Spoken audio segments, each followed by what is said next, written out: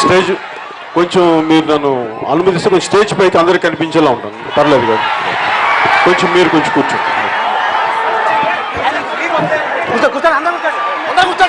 Sir. Mic mic ఏది?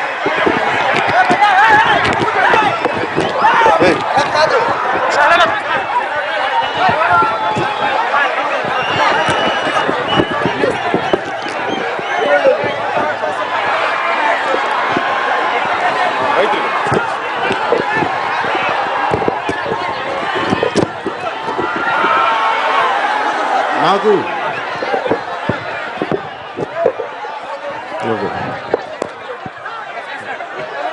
నాకు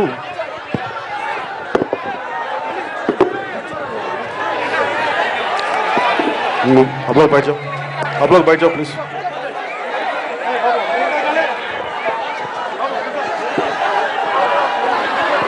కూర్చో కూర్చో.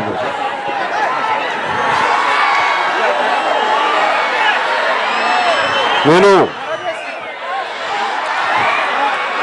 ముందు మాట స్పీచ్ మొదలుపెట్టి ముగించబోయే ముందుగా నేను ఇక్కడికి వచ్చింది, నేను మీకు అండగా ఉన్నాను, నేను పారిపోవట్లేదు.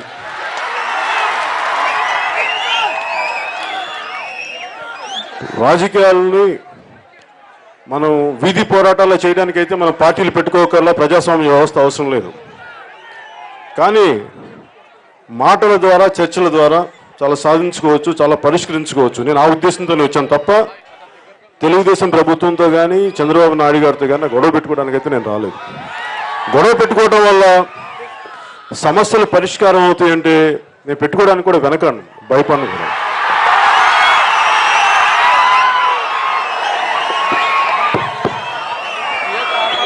అంటే ఒకసారి చాలామంది నా చిత్తశుద్ధిని శంకిస్తూ ఉంటారు. ఒకరోజు ఇట్లా మాట్లాడుతూ ఇంకో రోజు అలా మాట్లాడుతున్నా. అలా కాదు, ఎప్పుడు ఒకటే మాట్లాడతాను, కానీ మీకు అలా వినిపిస్తుంటుంది. నాకేంటంటే నేను చాలా ప్రత్యేకమైన పరిస్థితుల్లో రాజకీయాల్లోకి వచ్చాను. ఒకటి, మనకి కాంగ్రెస్ పార్టీ యూపీఏ గవర్నమెంట్ కేంద్రంలో, అక్కడి నుంచి వస్తే కానీ నేను మీ సమస్యకు నిలబడటానికి నేను అందుకని చెప్తున్నాను వివరణ. కొంచెం మీరు సహనంతో వినండి. అంత మీకు అండగా ఉన్నాను, పారిపోవట్లేదు.